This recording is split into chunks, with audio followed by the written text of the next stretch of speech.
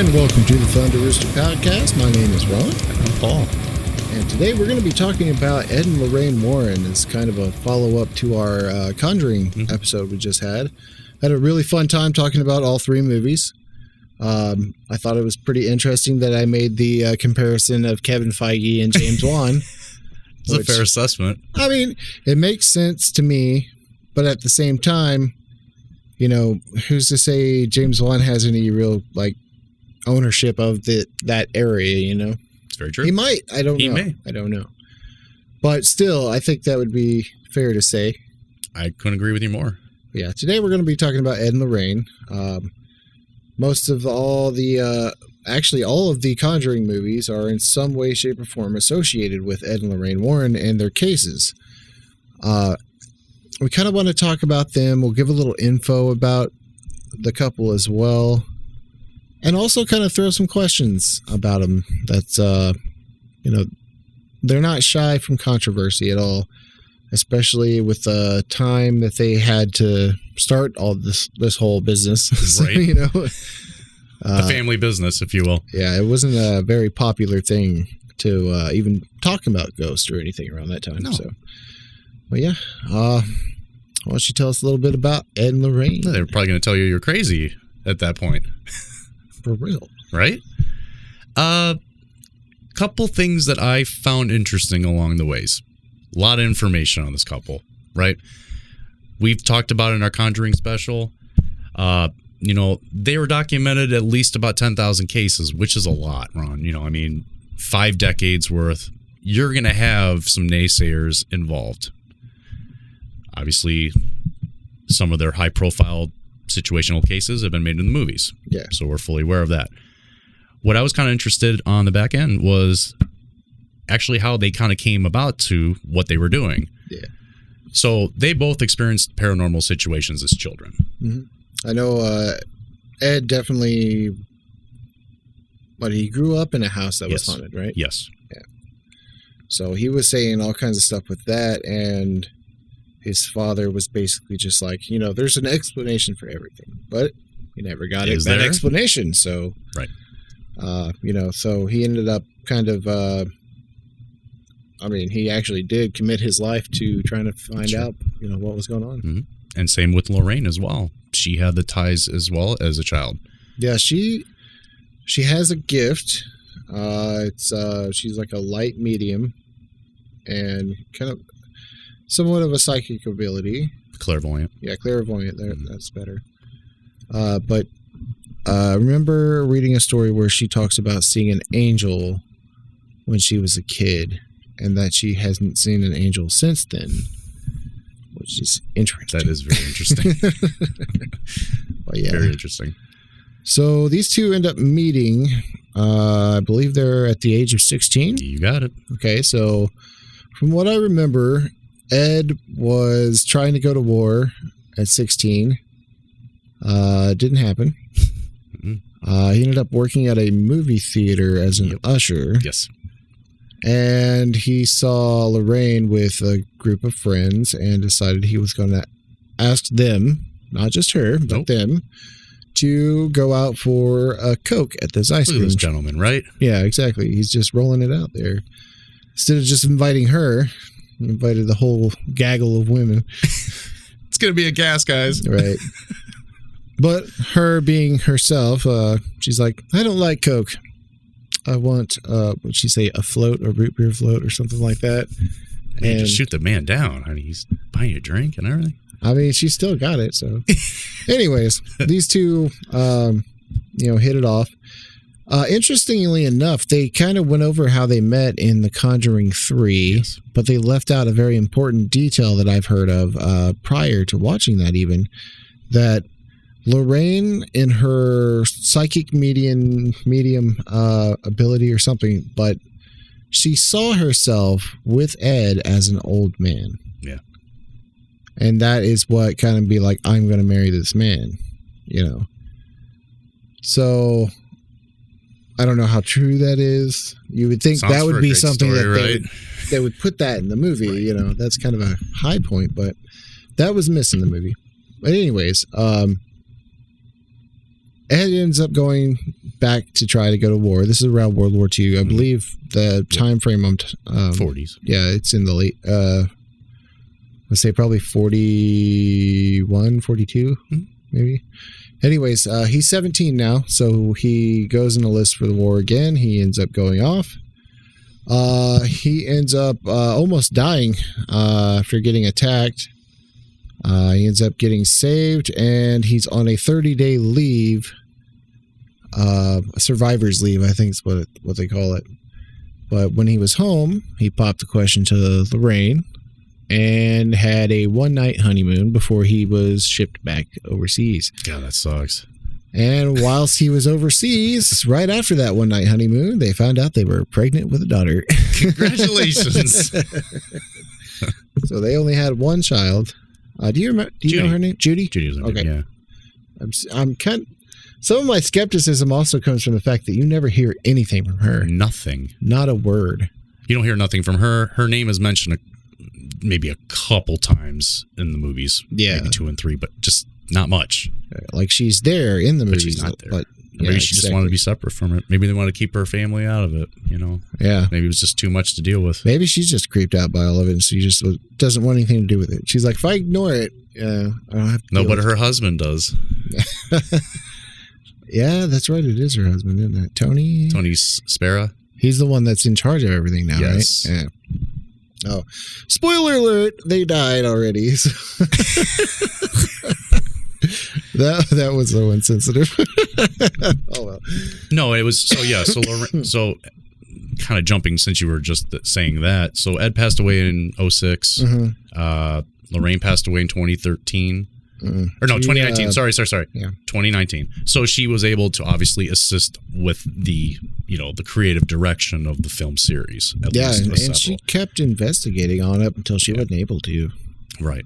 What I found very interesting for them to get themselves into this realm, into doing what they're doing, was what I ended up seeing was they both could paint. Yeah. And that was kind of something I didn't really learn about until I actually saw. There's a video on YouTube. We could always drop a link for you guys, and it kind of gives you a whole tour of the occult museum at the Warrens' house. Right now, at this point, it is kind of closed, probably for I don't know, indefinitely, so hell doesn't get loose. But I just don't think they have the proper they don't have the proper spacing. Obviously, the Warrens are deceased, but. I'm surprised it didn't keep going where it's at. I don't understand why they closed it down. Right. That's the only thing I don't But the thing is, so Tony Spera, he's the son-in-law. He's married to Judy. And basically, I'm assuming under what I've seen, they took him under the wing. He's pretty much responsible for everything that's left in the museum. We talked about this actually last week. So he's actually setting up kind of like a meet and greet, more or less, like pay $35 to kind of see some of the artifacts. Like the famous ones? Yeah. So come Halloween is what he's planning to do. He's not taking all the artifacts, but he's going to probably take at least 3 to 5 of the most important ones. So what's going to be there. Annabelle. Annabelle will be there. Yeah. So my question to you is, we're kind of jumping, we'll go back to the Warrens, but I'm like, the whole point what the Warrens did was they wanted to obviously help all the families get these relics out of there so that no other evil could be pursued. What the hell is he thinking? Money. Of course it's money, but obviously. All the stories he's heard over the years, don't touch this, don't say that, this will get you. He got a firsthand education on it outside of what the normal person would have. Right. I just find it very hard to believe that. I get it. Money is money. But Ed kept telling you, dude, don't let anyone in here after 9 o'clock. Don't do any of that. So, he did have strict rules for that. Yes, that's for sure. For sure. But anyway, so going back to how they actually came about, I was very fascinated for the fact that they both enjoyed to paint. Yeah. And they were very good at what they did. Yeah, it's kind of funny, actually. You know what I mean? So right. But that was their way to get in. They didn't know how to. So like Lorraine being, a medium, seeing the future, seeing these kind of things, she kind of like had the presence of what was going to be going on at these properties with these people. So that was, instead of saying, excuse me, we're here because you have ghosts. they use their paintings and try to persuade the homeowners, like, hey, look, I sketched this. You know, so there was a little bit of a hustle involved in that. Yeah, he was a talented artist too. He was actually going to art school. Yes, he ends up dropping out because I believe he was quoted as saying, like, all they're doing is trying to teach me how to draw geometry, you know, stuff like that. Such a smart ass. Yeah. But so imagine this. You're at home, minding your own business. Out of nowhere, there's a knock on your door. Pretty sure they probably didn't have doorbells by then, but whatever. No, the doors were unlocked too. So they go to the door and open it. And there's Lorraine standing there.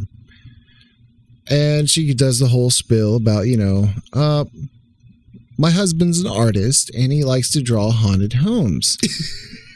Would you like to see the picture? And that would open the door to them discussing their haunted house. Interestingly enough, that would lead to both of them with their daughter in the car, sitting outside somebody's house for at least an hour to draw, you know, something like that. That would be worth even looking at. Oh, yeah. You know, he had to make sure it was somewhat of a quality. But yeah, they're sitting out there just parked outside. Hello? Yes, we're the creepy people outside just stalking your house for the past hour. Yeah, my husband sees ghosts over here and he drew it for you. Would you like to talk about it? This sketch will only take 10 minutes. Yeah, right. It's one of those things. It's like, I understand. If you haven't guessed by now, I'm kind of taking the half and half skeptic versus I kind of believe it thing. And we should. That's a fair assumption. Yeah, I mean, but I see why they had to do it back then, because you weren't allowed to talk about that kind of stuff. Because any kind of mention that, you know, even my grandma and my mom, even to this day, my mom's like that. But my mom has somewhat of a gift, and my grandma was really like, I wouldn't say like Lorraine, but she, you know, has a lot of intuition, let's say. And we just weren't allowed to talk about that, or even ghost stories so much that we were, you know, told. And they're like, don't tell that to people. People think we're crazy. You know, they don't understand. Taboo. Yeah, that exactly. Right. Taboo. And so they went on and on with all that, you know, knocking door to door, essentially selling something, but they're not trying to sell anything. I mean, they were trying to sell the pictures of the house. Right. They're using that as their leadway in. They're in. Yeah, exactly. So, I mean, they were worth what, $20 million? Yeah. And it all started by driving the whole family in a car, stalking someone's house for an hour. I'm sure it took more because Lorraine had to fill it out to feel if there was any kind of ghost there, so they could draw what she saw. So it was like they got the paintings done. She's like, well, let me go ahead and do the estimate first. Scope the house out. How many times did they get it wrong? Or flat out was like, you know, get off my porch. Get off my damn lawn. Right? That's a great question. How many times did they? Yeah. I can't find that. I don't know, man. It's interesting to say the least. A lot of controversy with him. It's hard for me to have this kind of conversation because a part of me wants to believe all of it. Another part of me is like, something's fishy, you know, which we'll get into in our next segment, but we just kind of want to fill some more in. So Ed would later become a demonologist, a certified one. He self-taught himself. It's so weird, just the thing. How do you self-teach? I mean, I did it with music and stuff, so I understand. Music and exorcisms are a little different, Ron. Well, he wasn't self-taught in exorcism. No, but you know where I'm going with it. Was like the whole demonology thing, which back then, I think there was only like 7 in the States then. There was not. And he was literally the only one that wasn't actually like clergy of the church. Right. Nowadays, if you're a bishop at a Catholic church, you can just, you know, enable whoever you want to perform an exorcism nowadays, which I found out from I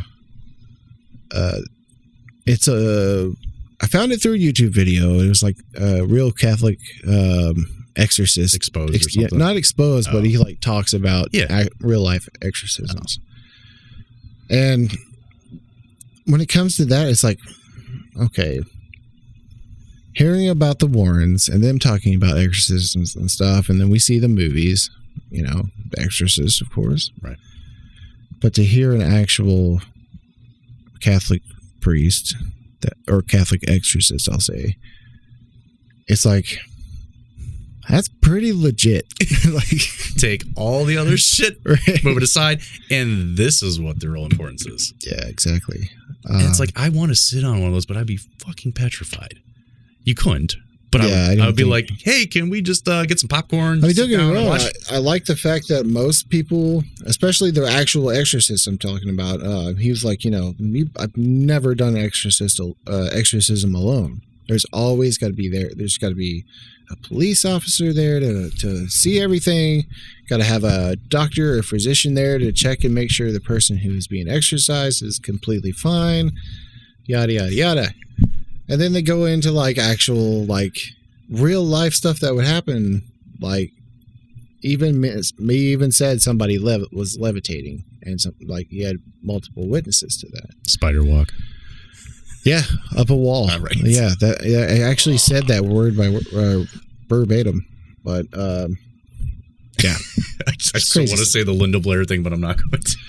But anyway, outside of doing this, right. they established their own research society, which is still in operation today. Mm-hmm. Yeah, I know. I checked the website today, right? But they haven't ever charged for what they do. And Ed sold his paintings and stuff, and he started, I guess, writing a book with some horror authors, actually, just trying to get the stories out there. Why not? And I'll touch base on that in the next segment. It's about to swing the other way, folks. I've got some questions. Now, I'm not trying to be disrespectful at all, but I definitely want to kind of throw some things out there. Do you have any more to put in on this closing statement before we go to break? No.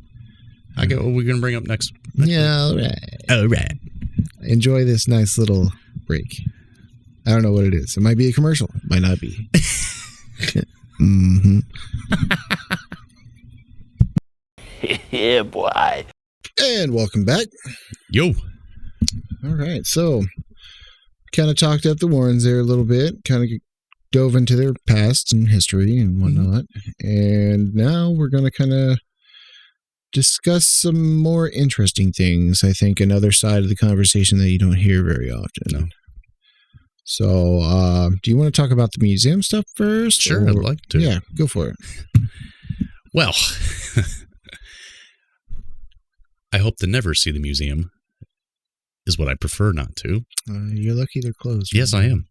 So, there are videos online. One of the videos that I have, we don't have to put it on. We could put it on here, not. But there's a movie online that shows like basically Tony, his son-in-law, Ed's son-in-law, gives a whole tour of the museum.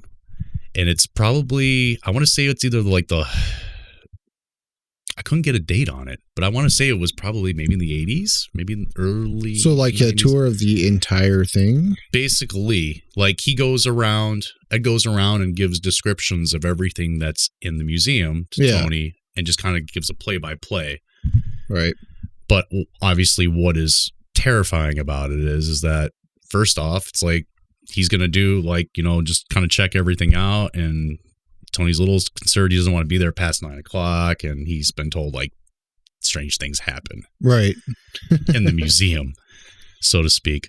But watching the actual tour is really how I kind of learned what Annabelle was.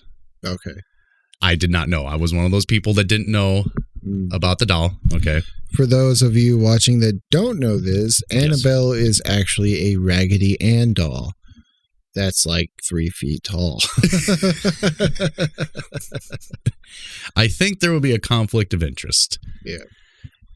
They would get sued. Probably. Right, with the business. Yeah. So, he gives a tour. He starts talking about different different antique or relics, if you will, and the story behind them. Obviously, that's the most notable of all of them. As he goes around to Annabelle, he said, people have come by. There's signs in the museum to not touch anything. Yeah. And probably specifically under those conditions and what they say, I would probably not. But obviously, people are foolish or they're unaware and they don't believe. And he goes off on a story where like a college kid comes by with a couple of his friends. And he's looking at the doll and he's like, man, there's nothing scary about this. It's just a doll. He's like, I'm going to don't touch it. Well, he touched it and he mocked it and he left. But Ed then said, well, later in the night, he was getting on his motorcycle to drive home and he was laughing at the doll about it. And then all of a sudden, this last thing that he remembered is he saw the doll and he wrecked his bike and died. Oh, yeah. Okay. I was kind of wondering where you were going with that story because there was a story of that, but right. I just recall it differently than what you were saying. But it was a guy and his girlfriend, and it was the motorcycle ride from going to the museum, which is interestingly enough, kind of I want to call bullshit on because obviously the guy tragically died from the accident. Mm-hmm. But the girlfriend survived, and she was in the hospital for like, months. I think she might have been in there for a year. Might have been. But the last thing she remembered was talking about or laughing about the Annabelle thing, which one is like, if you think about how hard it is to have a conversation with somebody whilst riding a motorcycle. I don't know. I haven't done it. Yeah. I'd say it's pretty hard. Right. I mean, nowadays they got little microphones and stuff, but I don't know. I mean, they could have been stopped when they were laughing about it and then they took off. But I mean, that one, obviously, that kind of creeped me out the most. I mean, there were other items. There were paintings. There were mirrors. I mean, just statuesque and just things all tied to. Here's where my skeptic brain kicks in. Oh, I could see what you're saying. Yeah, go for it. If these things were as dangerous as they say they are, right? Why the hell would you take any chances having strangers roll up in there to see these things? Just like I just said earlier, take pictures, put them outside, be like, this room's locked up. You can't go in there. But considering the fact that he was like, he wanted that to be off limits, but yet they're gone. The son-in-law's like, hey, let's have a big old spectacle come Halloween. Charge some money, go in there. Yeah. You're defeating the purpose on what they actually said about that. Or is he bullshit picking it up and carrying it like they did? Right. I mean, it's very possible that, I'm not going to say they're fakes, but, absolute power corrupts absolutely. Yeah. If maybe they got a taste of the fame, the money. Obviously. It can change people. There could be embellishments and of course all kinds of things that it's so many case studies. So you think everyone's by the book, right?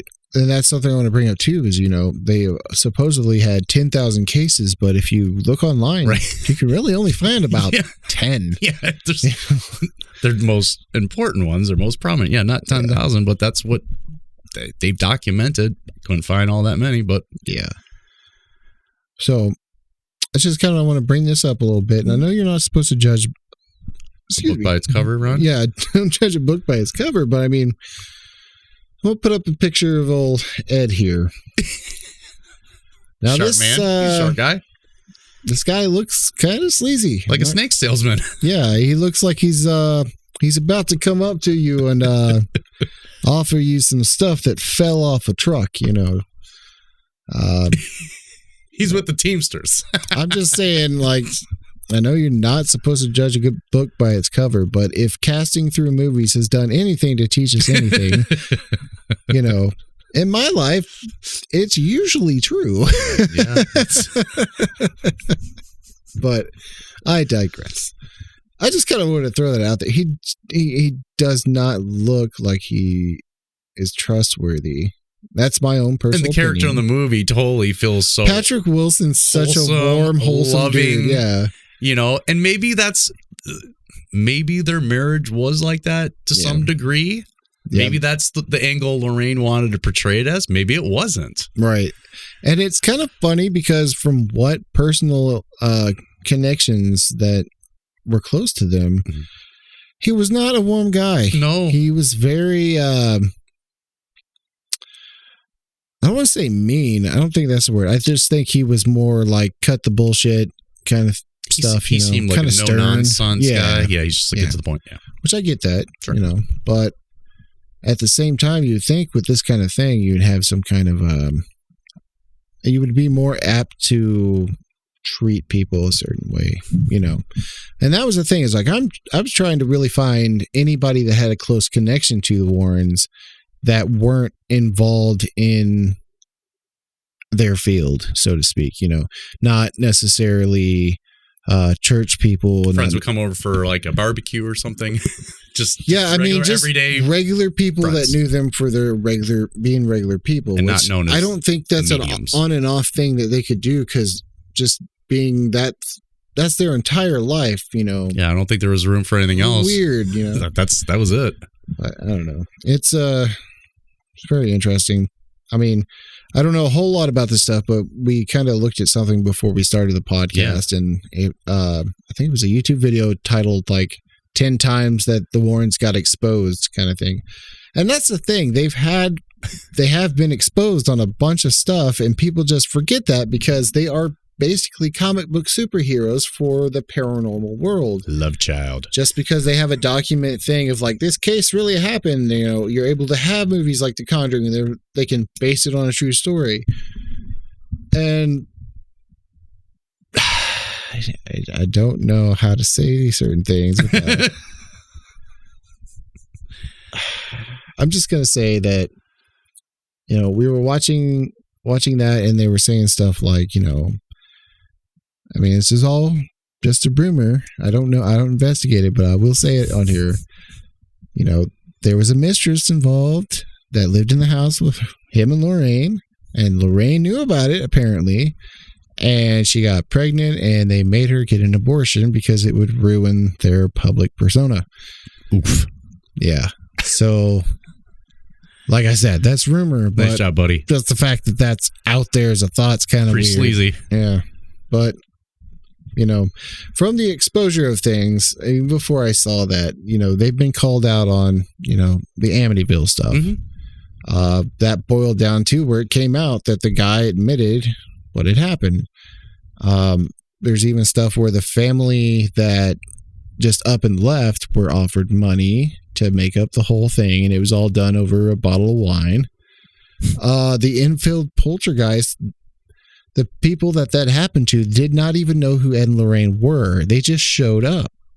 And then they kicked them out. They didn't want them in there. So that whole Conjuring 2 thing was just a complete fabrication. Obviously, it was Hollywood stuff, but just completely, they were not in there like they that. They literally had really no involvement in that movie. And right. they painted the picture like they were there from point A to Z. And they weren't. And like the thing with the Conjuring movie, the first one with Bathsheba, obviously you can look these things up now because of the interwebs, and you find out she didn't kill any of her kids. She had 4 children. They all lived to have very bountiful lives, I suppose.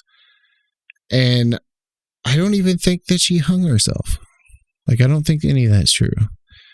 Just give us the story truthfully. Come on, guys. Keep doing what you're doing. I love the movies. I love the movies too, but I don't really like the crisscross of reality. And I really would. I mean, just as an opinion, I mean, I really wish that they would actually kind of, how books and movies are completely different. Or I just wish there would be a little more, like there would just be more truth in it. Or how they can. I think there should be a new standard of when they say based on a true story or this is a true story. Because most people, they'll take a little segment. Yeah. Like, this is the movie. Right. The segment of truth that they're basing the entire movie on is probably about like 5%. Yeah. 5-10%. That's messed up. It's good guidelines, and it kind of writes the screenplay for you in a bit by already have happened. But would you think that would be more powerful to what your message is, to what your movie, whatever it is? No, of course. I would think it would add to it, but you're right. It's just,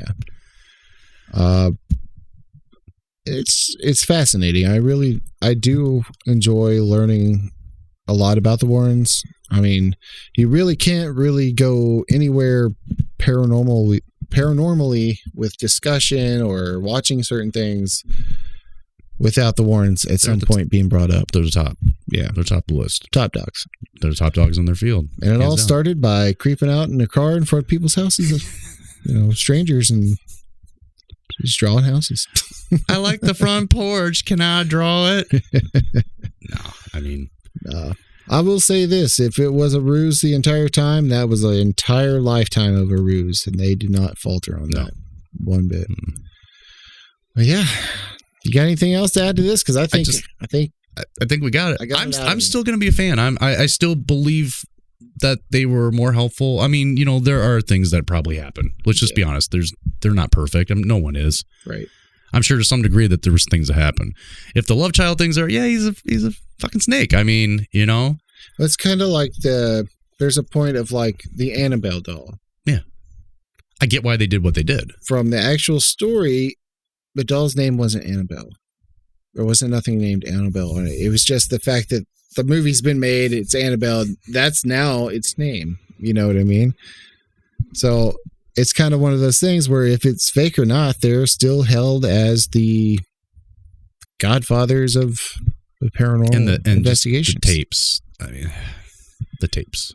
Yeah, that's kind of harder to disprove, but at the same time, there's so much room for doubt. But yet, at the same time, like I just said, I just can't think that would be. Yeah. No, fans of the series can't wait for the next Nun movie to come out. Yeah, that's not too far away. No. Crooked Man, that's in development, and there's going to be a Conjuring 4. I mean, I don't know if it's going to be called Conjuring 4, but I mean, I have a feeling there's going to be something If it keeps making else. money, they'll keep putting it out. Yeah, they have a couple more cases that are famously known that I think would take a pretty good turn. Be cool. Interestingly enough, at least give us one more. Four's good. I'll add this. I'll add this in. The Haunting in Connecticut. It came out in 2005, I think, or maybe it was later. Maybe it might have been 2008. Okay. 2009, maybe something like that. But that was one of those things that they were involved with. And they were really upset and off-put by the fact that they weren't included in that movie. Oh, shit. Yeah, exactly. Do you know who I am? We will have a show over The Haunting in Connecticut. We'll actually dive into these at some point, case by case from what we can find. Right. But yeah. That's all I got. All right. We should get into 3 shots of funny real quick because I got a juicy one. How juicy? People. Juicy. Do it!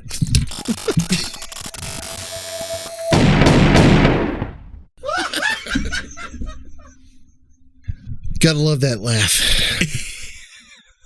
All right, Paul, what does Kelly have for us this week? Okay, my wife's pick today is called Mix It Up. Mix it up. Hey, Tyler. Yeah. Do you want to change positions tonight? Yeah. Okay. You do the dishes and I'll sit on my ass. Oh.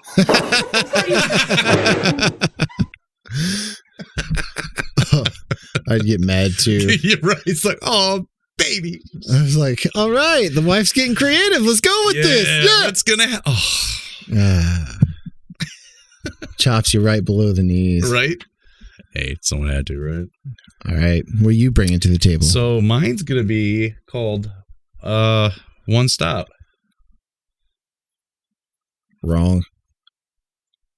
That's what I have it titled as. Wrong. No, what's your choice? Was the one for this one, right? No, that's for the next show. God. I'm keeping that in there. No. Oh, yeah. Stand by. All right. One stop it is. Oh my gosh, Staples had Staples. Of course. You out. Time out, OG. Where you going? Where you going? Wait on me. I actually seen that on Have Fellow you? Army last night. I love it. I could go to Staples and get Staples. BJ's. All right, then. Love it. So what is yours today? Mine is called It's Just a Picture.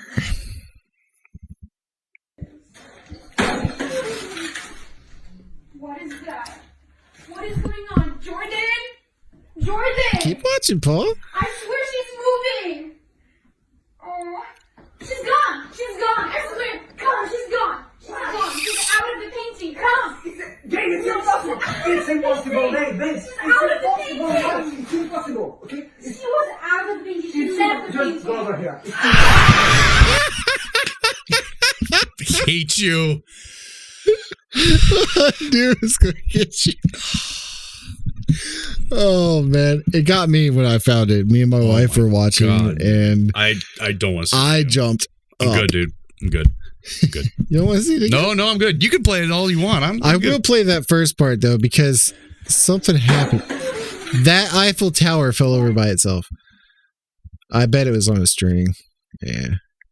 That was good, man. I'll give you props. Yeah. All right, folks. We hope you have a great rest of your week. Have a happy 4th of July. Yes. And Please be stay safe out there. Please. For sure. Enjoy. Celebrate. Our next episode, we will be discussing our adventure to Dice Road. Oh, boy. We got some fun. news for you guys. Yeah. Hot off the press. All right, everybody. We hope you have a Thanks, great guys. rest of your week. Have a happy 4th of July, and we will see you next Tuesday. Epstein didn't kill himself. And neither did McAfee. Peace.